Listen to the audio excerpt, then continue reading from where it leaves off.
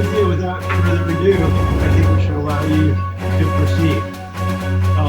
You just want to hit that share my screen thing and up into your slides whenever you're ready. I'll get them to share my screen. So up at the top, there's a share I screen. did it. Yeah. You did Well, there's it. microblocks. That's just And for anyone remote, type into the chat, and I may not interrupt right away, but at appropriate points, maybe we can pass questions along to Cynthia from as well. And thank you for being there. well. I'm very happy to be talking with you.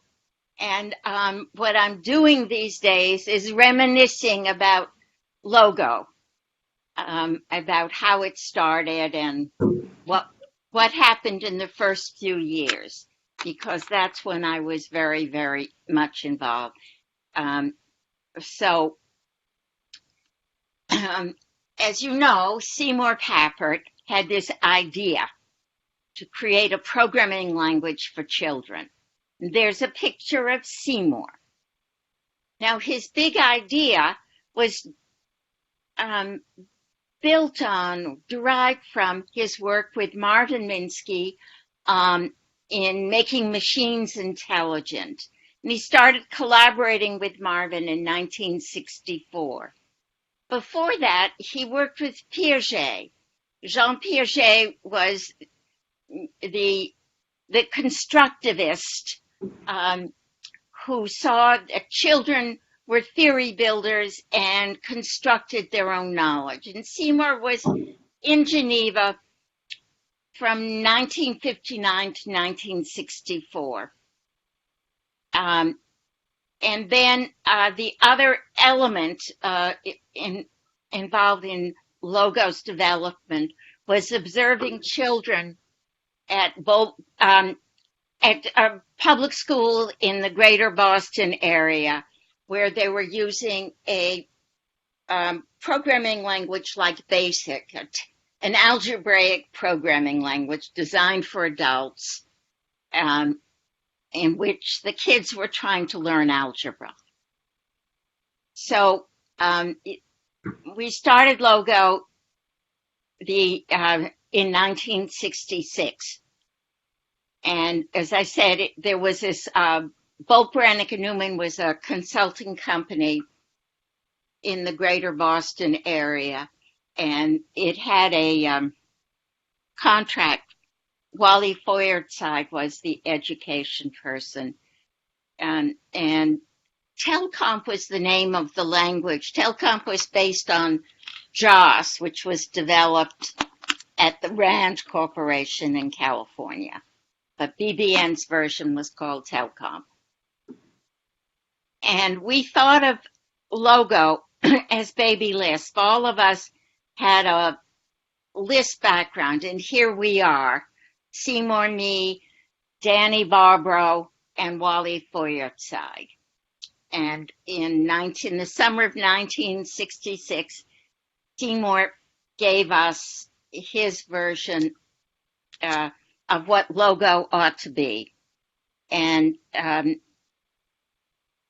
we actually had a running version of Logo. Danny started implementing it in Lisp. And Dan had been a student of Marvin's and Seymour's at MIT, and then he became head of the artificial intelligence group at BBN. And Wally Feuerzage was head of the education technology group at BBN. And I was a member of Wally's group, but I learned some Lisp by being Marvin Minsky's secretary for 2 years. And another person who was involved in programming was Dick Grant, who had been an MIT a math undergraduate. Today he's a psychiatrist. Lucky him. And so Seymour was my mentor. Whoops. And this is just a picture of Marvin. Marvin and Seymour were close collaborators for about 20 years, and then they kind of separated. Seymour focused on education, and because he couldn't do both AI and education. Anyway, I wanted to give you a taste of Marvin. So here's Marvin talking about their early research. We decided that it would be interesting to see if we could get computers to do things out in the real world, early 1960s.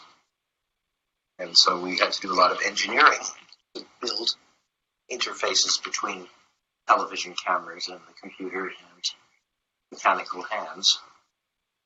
So we had to make a machine that would find some blocks and build something with them. And the programming problem was basically we had a table with a lot of objects, and we built an object. So example would be that.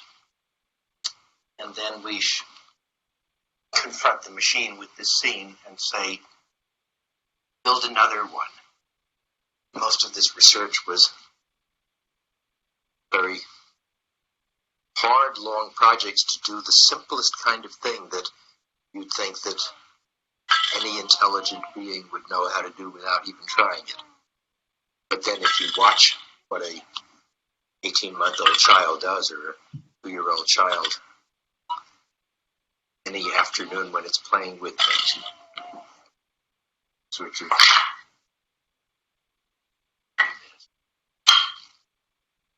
Over, it's on for a long time.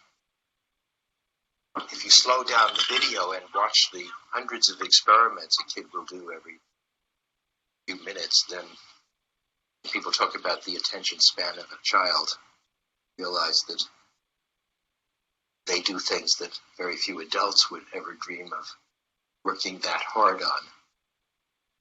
So that's a taste of how thinking about computers getting some intelligence and thinking about how children develop was really integral into the development of Logo.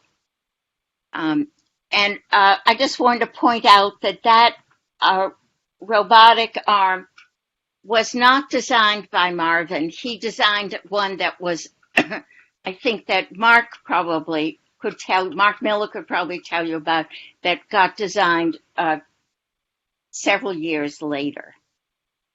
Now I want to give you a flavor of Seymour too. Whoops, I want to go to the next slide. Go. This is Seymour. That's his head. No, that's not his head, but.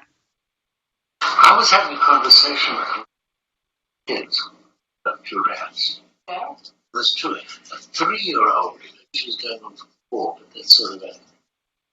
I was visiting a school where she was preschool. She had heard that I grew up in Africa. So she said, she was obviously just waiting for me. She called me as soon as she could. She had a question.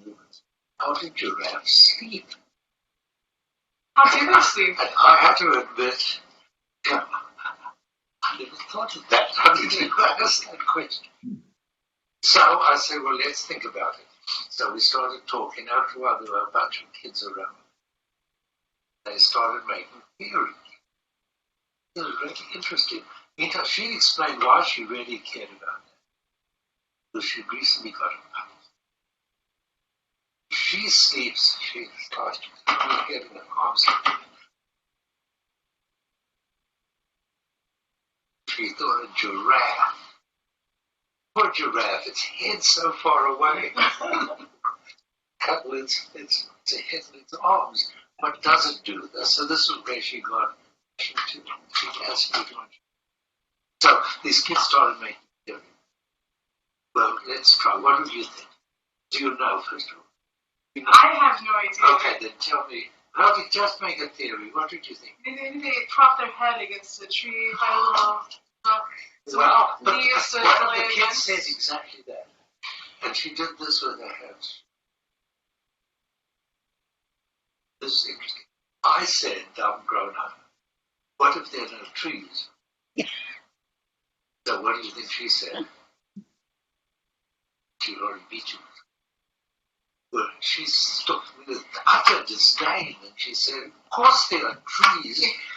That's why giraffes have such long necks so that they can get on the top of the trees. So where there are giraffes, there are trees. Pretty logical. But I thought this was fantastic logic. So were the various other theories that made me think also. Double standard about how we talk to kids, especially if we teach it. They come up with a cute theory like that. Or another one, in sort of thing Piaget. So what makes the wind? So a lot of kids say the clouds make the wind. Other kids say the trees make the wind. I had some kids who told me the trees make the wind. No, I said, hey, how do you know? They did this. There's a little bit of wind from just one hand, and the tree's branches are so much bigger than yours, and there are so many of them. Of course they can make a huge wind. And I thought that's very good logic. It just doesn't happen to be meteorologically orthodox. But this is the contrary. We love it when kids come up with this. Because instinctively we know that this is it's thinking, making theories. This is high quality thinking in it. Not ridiculous that this thing about making the wind, look at it, all the quantitative stuff. The giraffe story, especially when this argument there, well, it uses trees because the giraffe doesn't exist in the Sahara Desert. So that gives you a taste of, I was I think, of Seymour. Anyway, in 1967, Logo existed, written in Lisp, on a time-shared SDS 940 computer. And this is a sample of a program for triangulating a word. So there's the code, and there's when it's run. And the reason I have that little picture of the Sgt. Pepper's Lonely Hearts Club Band was it came out in 1967. So it's just a good reminder. Now, this is what the next implementation of Logo. Actually, let me step back a little. I'm going fast because I cover a lot of stuff, so I'm going to slow down. In 1967, in the summer, Seymour taught a group of children, like 10-year-olds, and Wally and I observed. And as a result of that experience, Logo got totally redesigned and got implemented, not in Lisp, but machine language, on a PDP-1 that BBN had and wasn't doing anything with. And there's an example of what a PDP-1 looked like. And it's hard to remember for a lot of you probably didn't know about time sharing, but there it is. Yeah. And so by 1968, Logo was running on that machine. I'm going to jump ahead for a second and say in 1968, Seymour and I team taught a group of 7th graders at in those days, a junior high school in Boston. Now, we weren't originally going to be the teachers. We'd hired a teacher. She was a wonderful, smart math teacher, had not really used computers before. And I went away and I came back and visited the classroom and noticed I was kind of, Wally and Seymour were sitting silently observing, and I kind of got disturbed because what she was doing was teaching the kids syntax and not projects. And so I fussed, and the result was I took over, but Seymour had to be my teach with me. So the class ran 4 days a week, and Seymour came out 2 of those days. But I want to go back and talk for a second about this slide, because there's often discussion about logo and revolution and what's happened. The Times of the 1960s was percolating in revolutions, in changing what was going on in school. Sputnik had happened, and the United States lost ground to the Russians. To the Soviet Union. How could that possibly happen? Well, look at the poor teaching of science and mathematics. We have to do something about it. So there were lots of funds poured into fixing school. And in the 60s, there were lots of different lots of different techniques that were developed and being tried out. And revolution was in the air. And there were also in the 60s anti-war and civil rights protests, which also contributed to that feeling that we could change, that school could be replaced, that things could happen differently. We know that isn't quite what happened, but there was that feeling.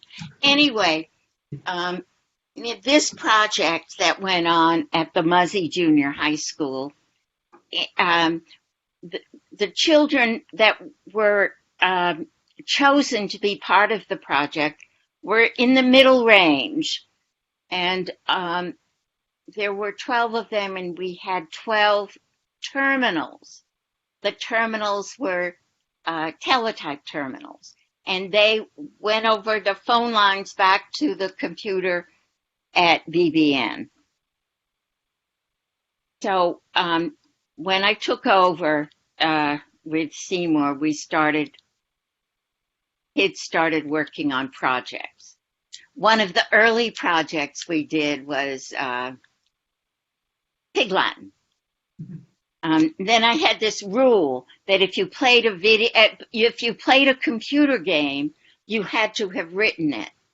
So our exemplary game was NIM, one pile NIM, and Seymour and I wrote up, and you can get that paper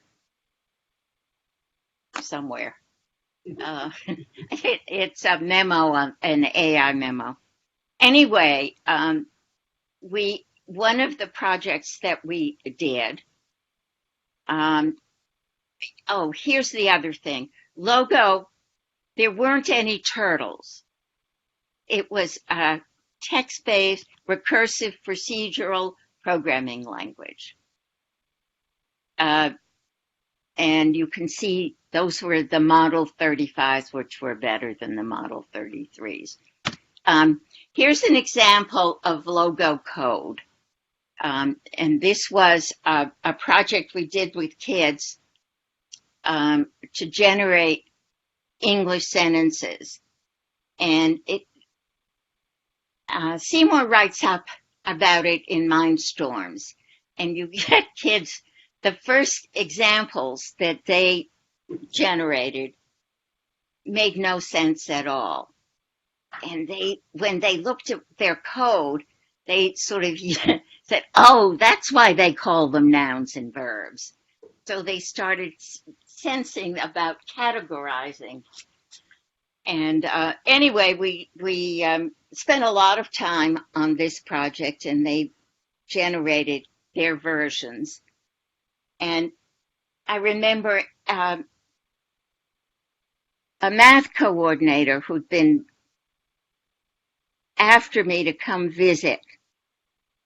And I said, finally, okay. Came to visit and saw these kids working on these sentence generators.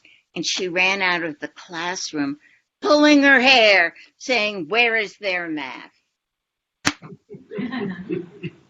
So what this led to, of course, was a math sentence generator. She didn't stay long enough, you know. She'd come the following week. She would have seen kids generating math sentences, and so on. We did a lot of that kind of thing that year. However, here's an example. One of the things we had. Here's an example of how to explain recursion. We use little men, and that's our time. Today it would have been little something else. Not Little Women, but you know, it would have been something other than Little Men. And the one NIM play guy would be given the inputs and would do something and then pass it on to the next NIM play guy and so on. And then they'd pass it back up.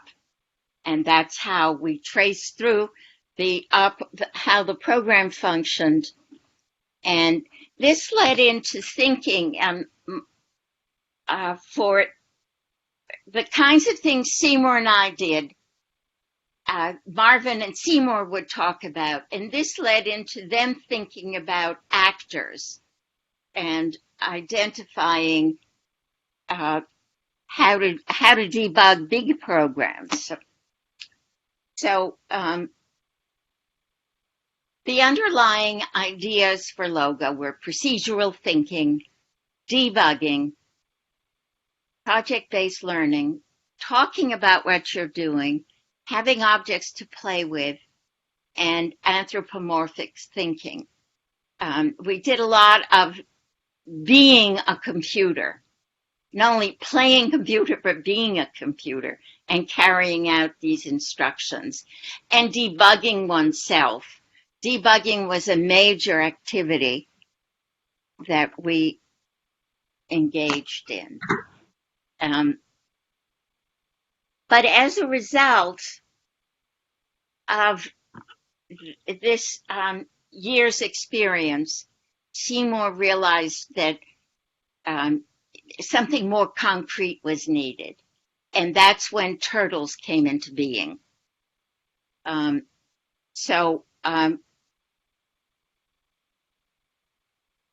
Here at the end, in the summer of 1969, I joined Seymour. We both left BBN, and I joined Seymour at the MIT AI lab, and we started the Logo group there. And you can see this is a picture of Seymour with the turtle. We didn't have one yet, but we were going to. And Marvin, of course, with the blocks and the arm. And this is my favorite picture of Marvin and Seymour, taken, I think, in 1970 or 71.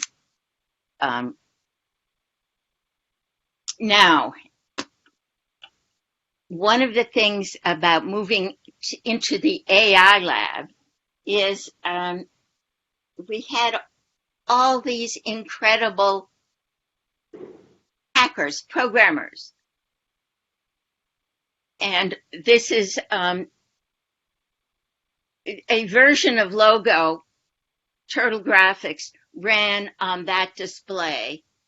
But this is the group of hackers who got written up in various books looking at the first chess playing program that was any good.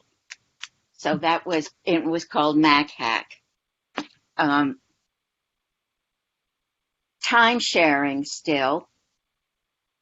In the we redid of the logo in on the PDP 10. That picture was of a PDP 6, but the PDP 6 served as the front end to the PDP 10 at the MIT AI lab. And in the spring of 1970, we had our first big public presentation called Teaching Children Thinking.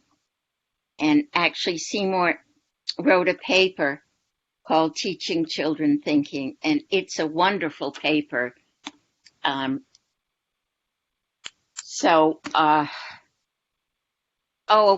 didn't mention, but one of the interesting things about when we were at BBN about the funding for the 1968-69 project was Seymour and Wally first went to the Department of Education.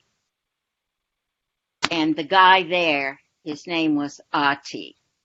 The guy there wanted to know how come 12 terminals? Where was the chi-square factor to prove the rationale? And sort of questions like that.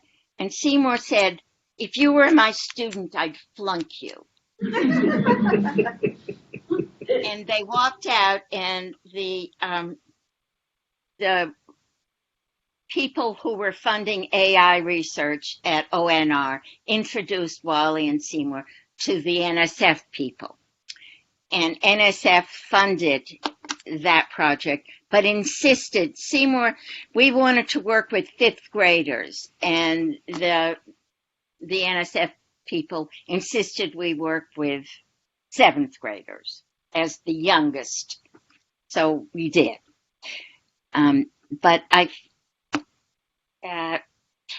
one of the things about that project that I'm sure Adi wouldn't have liked either is that the way evaluation was done for it is we had 5 leading math or science educators who made site visits, and they were very prominent in their fields. So that was also a boon. Anyway, there was this big Teaching Children Thinking project. In 1970, we had a new version of logo running on the PDP-10 time-shared. And you can see in this slide that we had turtles, this big yellow canister that was found in a DOD dumps, a place in Taunton, Massachusetts. and inside was it had a 12-volt battery. And the other was a floor turtle made in the lab. And then on the lower side, you see that black box. It's a 4-voice music box, which Marvin Minsky built for us. And you could talk to it in logo. I had that. And on the other side, we had a display turtle system. And that was Seymour found a computer in the applied math department. He was a professor in the applied math department. And he borrowed this computer and this monitor, and it got refreshed, and it went over the phone lines back to MIT. And we always had animations, so I'll show you. Here's the kind of graphics we had. And here is the kind of animation we had. But we had it in the spring of 1971, it was working in the school. So there's bird, turd, elephant, and smiley face. And turtle geometry with the total turtle trip theorem. The total turtle trip theorem was magnificent. If you started on a journey and went forward a certain amount and turned either right or left a certain amount and did that the same amount each time, you would eventually come back to where you started. Or else you would go out on an infinite straight line. And so the things on the left show you that, and the things on the right show you what happens if you increase the step size each time you make a spiral. And there's the code for both. And we did a lot of work with gathering information. Kids became researchers, scientists, collecting data on what are good inputs, and so on. So here's another example. And then here's the thing with Seymour. Let a child learn mathematics by speaking in mathematics about things that really matter to him. So at MIT, we've given computers the power to turn motors, make sounds, draw pictures, and we've found ways of giving children the power to control the computer. Now they'll put their little tunes together to make a bigger one.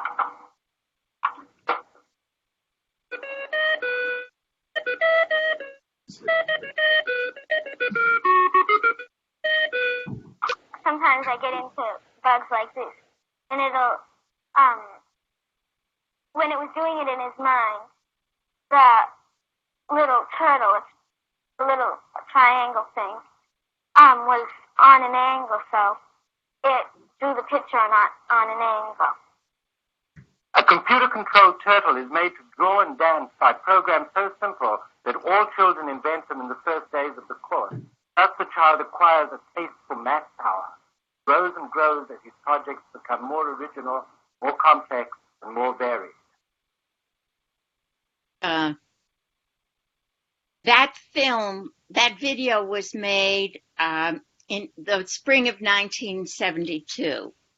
And the children in it were children that we taught the year before, and I spent a week with them before the filming. The video was made for a television program, a local television program, and they came out and filmed, and for this purpose, I cut it up.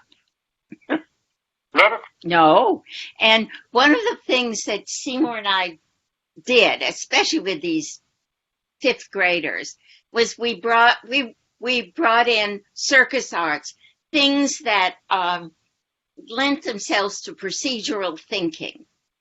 And here's Seymour on the bongo board with me, as you can see, pushing him.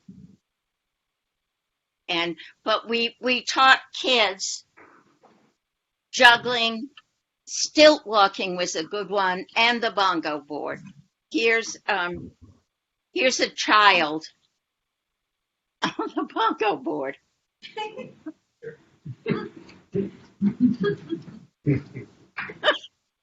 So, but yeah. So that's enough. So anyway, functionally, the logo environment is made up of a computer, a programming language, an operating system.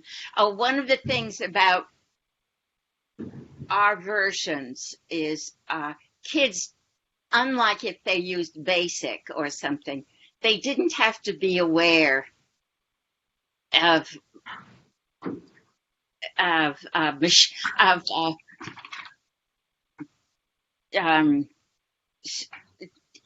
disk drives and so on. They logged in and everything was there. and they save things. So a really good operating system for kids, and a collection of peripherals, and a collection of projects, and a meta language, a consistent way of talking about the language and the projects. And Seymour and I had worked out a lot of things. We never talked about variables. We talked about inputs, outputs. Variable, Seymour felt, was Marvin would call it a suitcase word, had too many connotations, so we tried to avoid that. And then the relationship between teacher and learner. Sometimes the learner was the teacher, and sometimes the teacher was the learner, and so on. And we had a collection of bridging activities like juggling and stilt walking and so on. So the next thing that was fun to have happen was a new version of Logo. We had a dedicated PDP-11 time-shared computer. And also in the lab, there had been these AI terminals, and the Logo systems hacker built special logo graphics terminals that were like the AI terminals that went on this PDP-11. And it happened that there was a math education conference in Exeter, England in the summer of 1972. And Digital Equipment Corporation sold a PDP-11 to University of Exeter. So they were very happy to send it for us to use along with our equipment. So a couple of graphics terminals, floor turtles, and so on, went off to England, and I arranged for us to teach some children in Exeter, ranging in ages 10 to 12. So, and we had the music box, and a lot of the people from the lab came. Jean Bamberger was the music person, and some of you may know her because she's in California these days. So that's what that's about. And one of the things that happened is one of the 12-year-olds was working with the floor turtle, and the floor turtle had touch sensors. So when it bumped into something, you could make a decision to do something. And he worked on an algorithm that let it go through a maze. And Hal Abelson and Andy DeSesso, who wrote a book called Turtle Geometry, put it in their book. Actually, Hal Abelson was in England with us, and I can tell you more, but I'll just go on. So I took this from their book. As a result of that summer experience, one of the things was the rumor got around to come and see, at this math education conference, that these kids were just doing fabulous things. And so the rumor spread, Papert can teach anybody anything. And then they found out I was the teacher. And so they said, she must have given them candy. And I thought, if I could just do that to kids, wouldn't that be amazing? Anyway, what happened is we started a company as a result of that summer. and Seymour's brother, who is an engineer, joined us.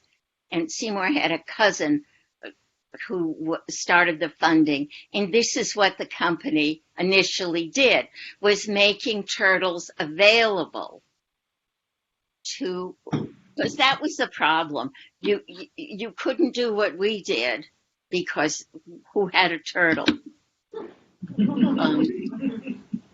So that, except in places, I tell you, the places where that things happened were like Pat Sufis, who was at Stanford University and the behaviorist of all behaviorists, got Logo running at Stanford, and they did some stuff.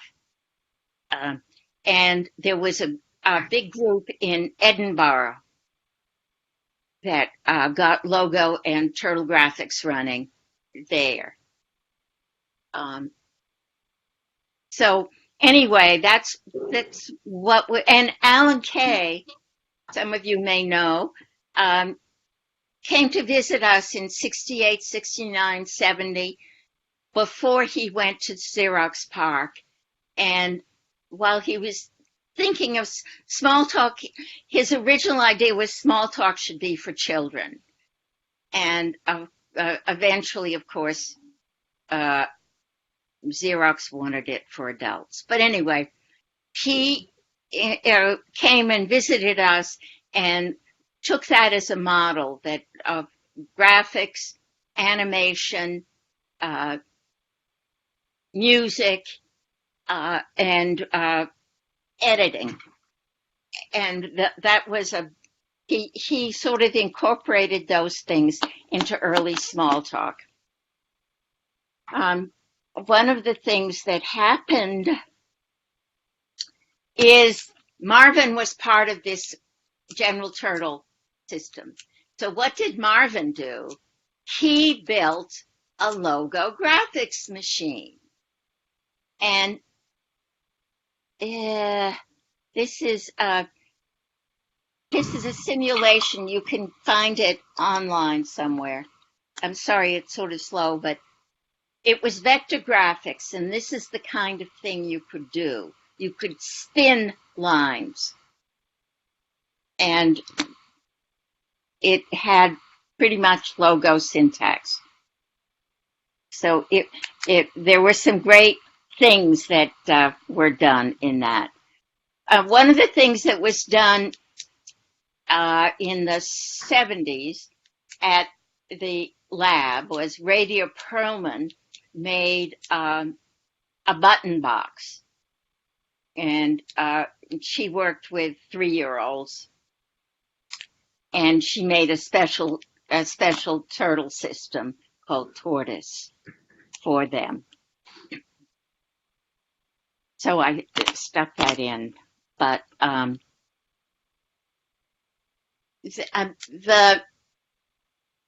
the next major thing, just as Marvin's computer was starting to really work,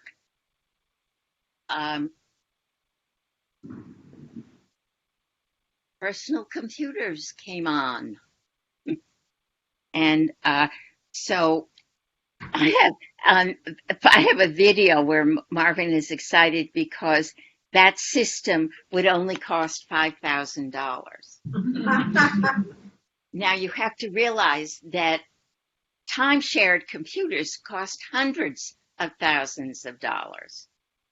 So, for $50K, you could have 10 systems. That was still a breakthrough for the time. But anyway, I'm jumping a bit, but this is a major breakthrough, I think, for Logo was the Texas Instruments 99/4. Texas Instruments founders were, of course, MIT graduates, and they had grandchildren at a private school in Dallas called Lamplighter. And they were very interested in getting their stuff. So they sponsored SEMA. And they gave a lot of money to MIT. There's the Green Building, the Ida and Cecil Green Building at MIT is named after Mr. Green, who invested in Seymour and Logo. And so the Logo group, these undergraduate hackers, designed a new version of Logo, color graphics, 30 sprites, or there was a sprite board, but we called them turtles, of course, and color. And that was quite wonderful. TI was very weird to work with. And Mark could tell you about it because he worked there. But I forgot. It's a longer conversation. The funny thing about it is that they had a deadline of when they were going to burn the ROM. And the Logo, because they were undergraduate hackers, what do you want? They didn't have it quite done. And these mean TI people, if they had waited 1 week, would have had a fabulously unbuggy version of Logo. But they went with the not so fabulous buggy version because they wouldn't wait a week. So anyway, that's a good story, right? Now, I didn't tell you stories about what Mark was doing because I just focused on what I was doing. That's what we want today. I think. That's what you do. You've heard enough from me. Okay, well, I want to stick this in because if you want to get a feel for the different ways that computers were being thought of for kids, I wrote a book. I did research, and it was my doctoral book. Pat Suppies on drill and practice and rote learning, Bob Davis on Socratic interactions and discovery learning. And what Bob did was he used the Plato system, which was developed at University of Illinois. And it really is a mix of teaching programs through games and teaching programs through teaching. And then Tom Dwyer, who was at University of Pittsburgh, was the best example of using off-the-shelf equipment like BASIC. I didn't do him credit because I didn't like BASIC. So it's a little prejudiced. And then I wrote about Seymour, and so anyway, it's online. That's what. It's online. There's the thing for getting it online. The next thing I was involved with was starting another company. General Turtle went bye-bye. So I was starting another company with Marvin and Seymour and some Canadians and Brian Silverman, and that was called Logo Computer Systems. And we did the Apple logo in Boston. And I wrote an introductory manual and supervised the reference manual. And after we did this, the Boston office shut down and everything was done in Montreal. Because Brian Silverman is from Montreal. We worked very hard on making this manual beautiful and small. And we think we did. We had these two designers working with us, and they were wonderful. And everybody in the group. the people in the group, of course, were people that had been at the logo group. So they had a lot of experience with Marvin and Seymour and thinking about logo. And what a difference having that team together meant. And when we finished that job, Alan Kay set me up as director of Atari Cambridge Research. And the folks that worked with me in the Boston office on Apple logo joined me here's a funny ad. This is Apple running an ad on Apple logo. They're happy to say it runs on an Apple II with 64K. It's hard to believe, isn't it? 64K. That's why I have this ad. But anyway, here I am now talking about what we did. Our research has been motivated by our past experiences in the logo group at the MIT Artificial Intelligence Laboratory, where we worked with Seymour Papert and Marvin Minsky. We looked at ways to control computers through gestures, by touch, and by gross body movement. We designed an object-oriented logo and developed applications in it. We built several mechanical devices to add new dimensions to computing environments. We began to build tools toward a musical PlayStation. And as always, we continued our work with children. Yeah, try me.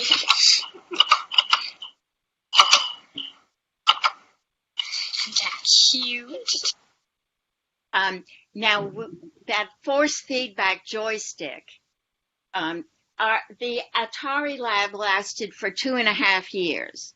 And then Atari got sold, went out of business or something. And 3 of the people working at the lab became the first graduate students of the Media Lab. Because the Atari lasted from 82 to 84. And so the fall of 84, although the Media Lab says it started in 85, it really started in 84, but not in that building, of course. And the only thing that we shipped there was this force feedback joystick. But and one of the things that doesn't show up, and this was 1982, 84, we had the force feedback, force sensitive monitor. So you could do finger painting. It was quite nice, that system. Anyway, one of the things that we did at Atari was, and this too you can get online, was Margaret Minsky, Brian Harvey, and I edited a collection of Atari logo programming projects. And for those of you who know Brian Harvey, you have to know that this is what got him to realize he's a writer. And so he wrote logo, computer science logo style, following this, which was a nice book. Anyway, it's got cute projects in it. At MIT in the 90s, Lego got invested in Seymour and his group, and they made material, machine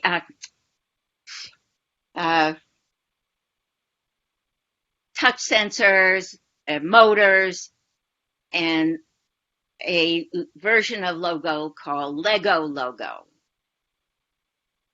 which was released with the first version of logo, but then the people at Lego decided to go with LabVIEW, which I think was a mistake. But anyway, who am I? Anyway, today there are various things. For doing turtle geometry, I use Turtle Art or Snap. And here's two examples of writing in Turtle Art, which is a blocks programming language, the logo, and Snap. And also, I've been using Turtle Stitch. Oh, this is what I have to do to make arc procedures. Here's a Brian Silver and I have these discussions because he said I was right about several things, but the one thing he acknowledges I was right about is that logo needed arc procedures. And so, of course, in Turtle Art, which Brian wrote, along with all of Bunte, it has arc procedures. In Scratch, turtle geometry is impossible. But in Snap, I had to write the arc procedures. And in Turtle Stitch, oh yes, here's my Turtle Stitch design. Do you know Turtle Stitch? This is talking to an embroidery machine. And I had to make my arc procedures there too. But my next project, as Marvin Minsky wrote 6 education essays. They're fabulous. Marvin was just a wonder. He and Seymour, you could tell that they really worked together. Their writing was different. Both of them wrote very well. But Marvin, just having to get my soda, my water. Marvin talks about helping children think about thinking in a more direct way. And so I promised him that I would get these essays published. And I did. They came out last April or May. And you see these drawings, they're done by my co-editor, Xiao Xiao, who was a recent doctoral graduate of the Media Lab, and she knew Marvin well. And she would play music. Marvin, there's a picture of Xiao Xiao in Marvin's living room, and there's Marvin sitting on his couch. And she's on a swing that Marvin installed in 1962 for his children. And here are the people. What I did is I had all these people write little introductory remarks to Marvin's essays. And please, it's wonderful. And here's another example of, and this is great. I'm coming to the end, lucky you. I definitely recommend getting it, especially since, there's 6 essays in the book, and each of them is prefaced by some introductory remarks by just incredibly impressive people related to like cognitive science and especially computer science. Like Alan Kay writes the intro for the first essay. He's just such a delight to read. Like Alan Kay is fantastic.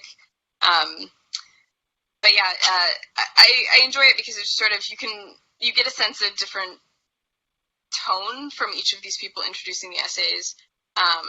Sort of, I think, build a little bit of an intuition around the fact that people really do think very differently. So that's cute. But I definitely Whoop. And then this is Marvin. And one of the troubles with education theory until recently is that people have this idea that the best way to learn is to make it a positive experience. Everything should be good. The child should be guided to make very small steps that can't make any serious mistakes, and then you learn everything, and when you're all done, you can do the job without thinking because you know exactly what to do. Well, I don't think that kind of learning leads to becoming very good at new problems because you haven't learned enough about bugs. What you've really got to do is to teach children to enjoy being wrong. Yay! And one of the And so I want to just end with this. Computers offer children good ways to think about thinking. And let's promote inventiveness and not how to prevent mistakes. Our most outstanding trait is our knack for inventing new ways to think. That's it. Okay. There. Cynthia, that was wonderful. So we had a number of people with questions and so on for getting the URLs that you mentioned and so on. So I'll work with you to make sure we answer those questions offline. Okay. But one of the questions that went by that I thought was really interesting was why was it turtles and not, something else, dogs or cats or whatever? Okay. I can answer that one easily, and sometimes I even can show you pictures, but I wasn't prepared. In England, there was a man by the name of, I think it's William Grey Walter. I always thought of him as Grey Walter. And what he did is he built two automatons. And he called them tortoises. There was Elsie and Elmer. And if you look up on YouTube, you will see some videos of Elsie and Elmer. And so Marvin and Seymour Marvin had met with him, but Seymour hadn't. But they knew him, and that's why the turtles came into being. Rather than calling them tortoises, Seymour said, "We'll call them turtles."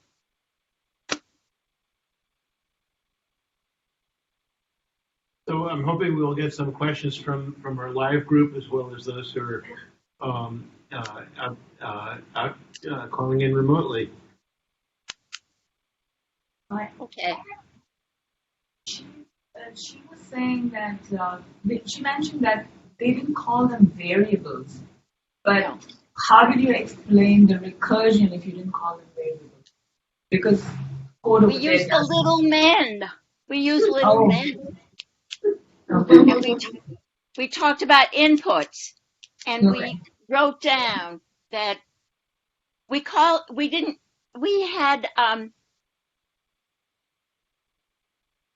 used let's see, to square dots side would be the title line. Okay. Okay. So when you ran it, you'd say square 50. Right. So for debugging purposes, you'd have a little person and you'd call that little person square and you'd say his input, that is dots, we called them dots, side is 50. Okay. And we would write all that out.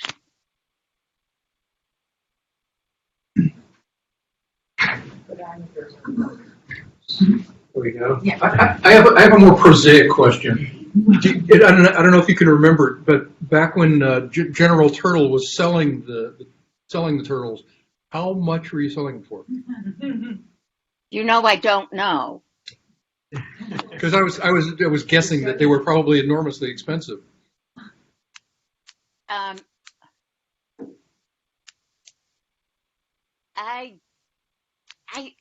I'll find out. I don't know.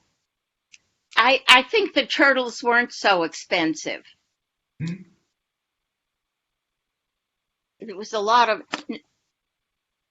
it couldn't have been expensive. But I don't know. I was just thinking back to that time, and objects of that sort at the time tended to be pretty pricey.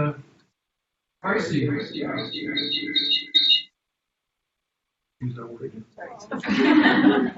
That was I unmuted instead of. Okay. That's right. So I have a question, Cynthia. Yes. The bridge activities that you talked about. Yes. What are some more examples of those, and also how often, like what was the frequency and duration of those bridge activities that you did? Well, I wish I had more data. Because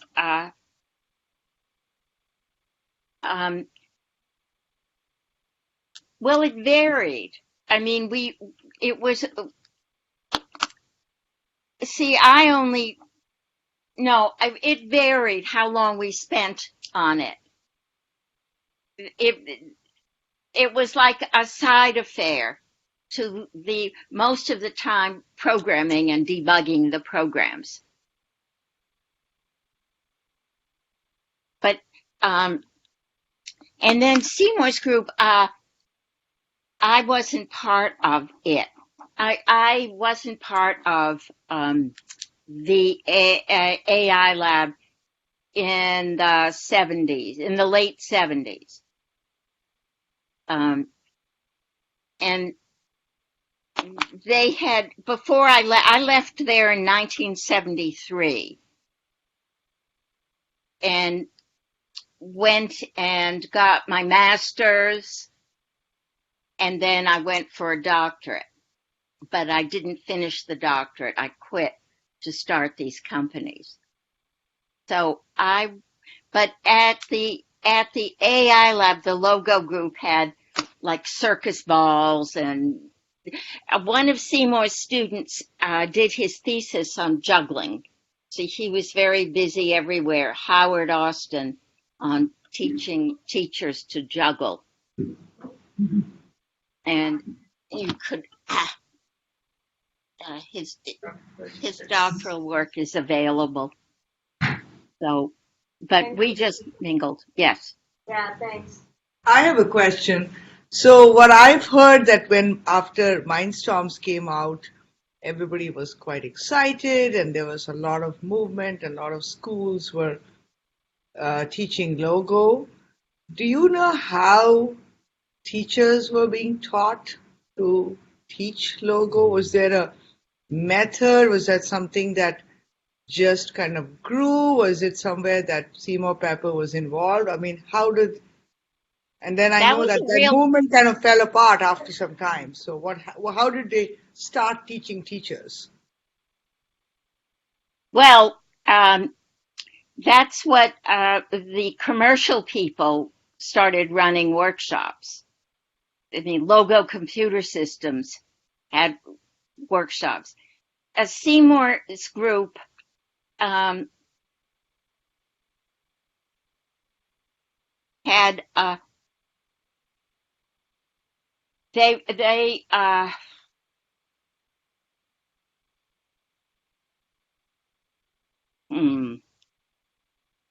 how can I explain that? I think the problem, a big problem today and yesterday and then, is teacher exposure and training. Yes. And experience.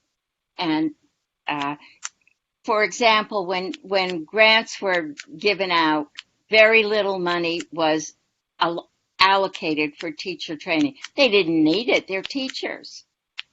And today it's somewhat different, but still not enough time. That's my big complaint.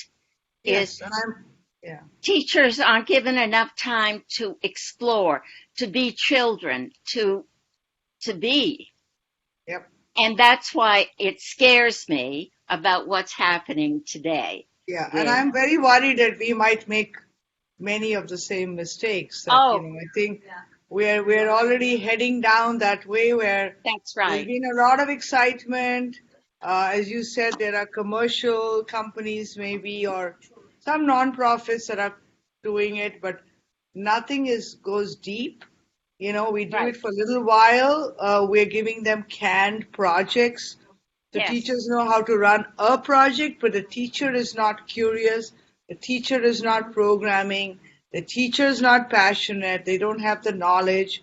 And we say, oh, it's okay. That's fine. They don't need to know too much. They can just do it with it. And we give them, 10 projects and they know how to do the 10 projects. And they don't Yes. go deep. That's right. I'm worried about what we're doing today. And You should be. I was How curious. I don't have an answer. How do we fix it?